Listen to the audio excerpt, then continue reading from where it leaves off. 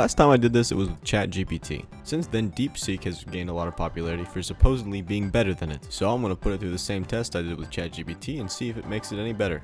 The first thing it did was give me a fucking obby, so fuck you, Deepseek. Make a fun orgy! Fuck no, we're not going there! Not even a fucking little bit! Who would ever go there? So those a beginner, bro. Like, dude, just because I'm using AI doesn't mean I don't know how to do it myself, alright, pal? Like, come on, chill.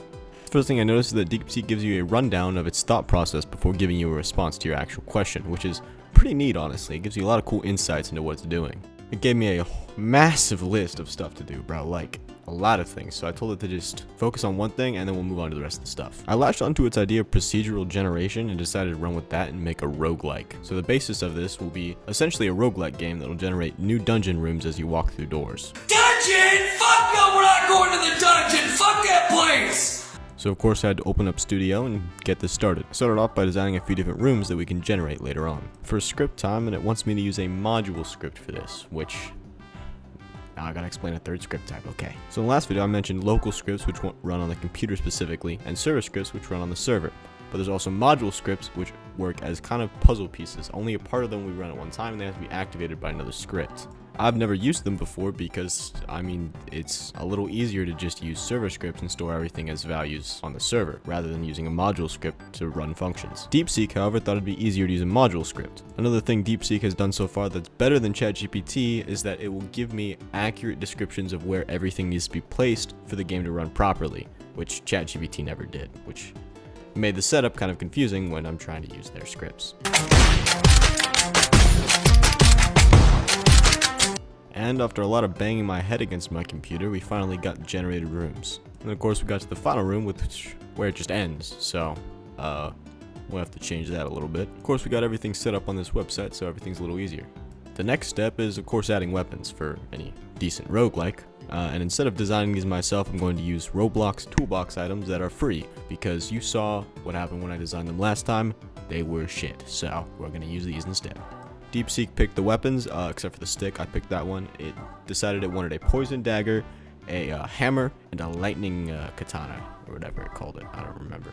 The first thing I noticed when looking at the weapon scripts is it didn't detect collision of any kind. So to determine if you hit someone, it used a raycast, which I guess works. It'd be a lot better for projectiles, but it doesn't detect off of whether you actually hit them. It detects just with a raycast, which is really weird. Oh, and the hammer goes like this.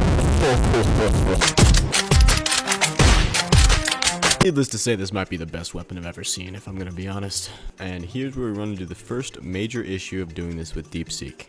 The Deepseek servers are full, or busy, but either way, I'm not getting responses for anything. Looks like your cheaper servers don't seem too good now, huh? Anyway, I got bored and decided to remake the weapons as a fish in my game Fish Fighting. So, there we go. Of course, I needed a slab for the hammer, and then the other two moves I just kind of made pretty easily. I mean, I already got most of this stuff in the game itself. Here's the part where I advertise it. Fish Fighting is a game where you fight each other with different fish with special abilities. It's like a fighting game, but with fish, so you should definitely play it. Anyway, I threw that thing in early access and checked to see if Deepseek was working again. Which it was. Everybody say thank you, Deepseek. So I got back to fixing the weapons because they didn't work in the first place. Also, something that Deepseek did quite a lot is it misordered the functions. So let me break it down real quick. So you can't call a function unless it has been defined prior to calling the function. Essentially, what Deepseek would do is it would call the function and then define the function later in the script, which obviously wouldn't work because it couldn't call a function that didn't exist yet. Which means I would constantly have to reorganize its scripts so that it would function properly. And also, if you remember earlier when I said it used raycasts to detect enemies, it doesn't work very well and will very often miss. It may not mean nothing to y'all. So I spent a long time trying to fix that, and it still is kind of broken. So I don't even know what to do. It's just detecting enemies the wrong way. It should be using collisions. I mean, I don't understand. But because it's using raycast, I don't have to make an animation, because an animation would make the collision work a little better, because then it actually move. But because it's just using raycast, I can leave it as is. So, you know, there you go. Giving myself some extra free time, if you know what I mean. Alright, finally enemy time. And because I'm actually not a designer, I decided to just edit my Roblox character a little bit and then use that for the enemy design. So, yeah, I know. I'm pretty cool. Alright, we've got a zombie and we got a demon king, because that's what he called the boss. So, yeah. And of course, to spawn these enemies, we're gonna need these little gray blocks everywhere. And we're back to the servers not working. Man, I love Deepseek so much. Alright, we're back to Deepseek working, but the enemy's not, so, you know, I guess we're gonna have to do more work on this. Remember when I said module scripts were weird? Deepseek is storing every single part of the function in a module script. Not even the enemy AI is going inside the enemies. They're literally just models. Now, I know this seems pretty neat and like everything will work properly, but like I said, Deepseek can't organize its own scripts very well, and it's all in one very disorganized script. So it makes it super hard to find where the issues actually are. Okay, finally, enemies are working. The basis for these is they'll start out pretty weak and then get stronger as you move through rooms. But as I tested a little bit, I saw that they were way too strong in the start and continuously got stronger than that, so I decided to tweak the values a little bit. As always, we have a new issue. See this massive pile of zombies? That's because they don't clear the enemies. And on top of that, when the player dies, all the rooms remain. This gives us two issues we need to fix: clearing enemies and clearing rooms. I was about to start working on that, and then I got distracted. Anyway, I came back and I made it so that you would get money every time you kill an enemy and every time you walk through a door. You can't do anything with that money yet, but it's good to have that working already. The only issue was that it tried to save it to the server every time you gained money rather than just when you leave.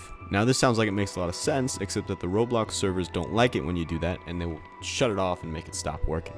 You should only save the data when the player is about to leave the game, not every time the data is changed. It also had issues displaying the money in the first place, so we gotta get that fixed too. And then decided it was time to work on the shop. Say hello to Blaze Burke, Walmart employee. It's time to go. Icy hot undercover. I know it sounds like I'm getting a little jumbled here, but I decided to do all of this around the same time because a lot of it had to work together. The idea was that every time you spawned in, you'd start with a shop that you would then close, play through the level, and then when you died, the dungeon would reset and you'd come up with another shop in which you could buy stuff for your next game. And Deepseek ran into the issue that when a player dies, their character is deleted, so it cannot track that same character to then give them the shop icon.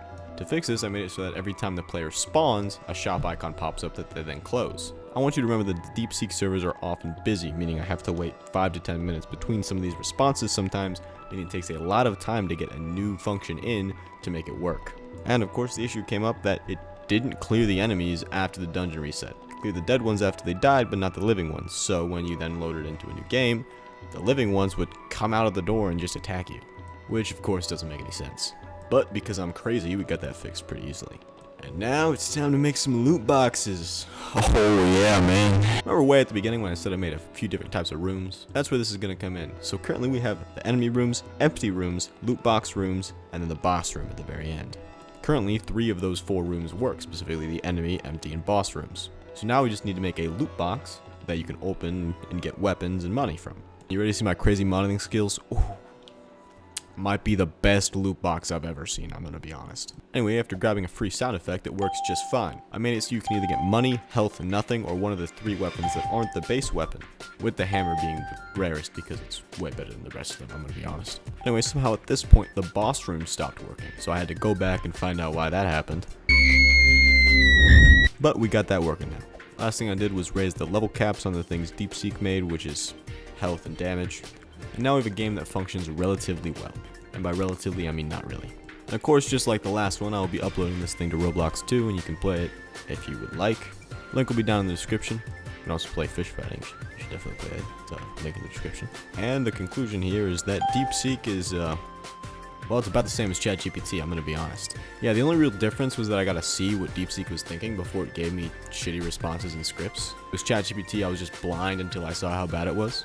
And while Deepseek had some pretty good thought processes, the issue is it never really arrived to a functional conclusion without help. So once again, you hear me? Hit the rollie, start with the rollie on. What was our getaway? So to once again answer the question, can you make a game using only AI? The answer is still no. Deepseek really isn't that much better than ChatGPT, and on top of that, its faulty servers made it a pain to use in the first place. At least with ChatGPT, I could at least fix stuff a little easier with a little less headache. And while some of Deepseek's responses were better than ChatGPT's, with its servers being constantly busy completely overshadowed that. Anyway, don't use AI for actual projects. It's just a waste. It's pretty bad anyway. You'll be better off learning to script yourself, I'm gonna be honest. Anyway, thanks for watching. Play fish fighting. I'll see you.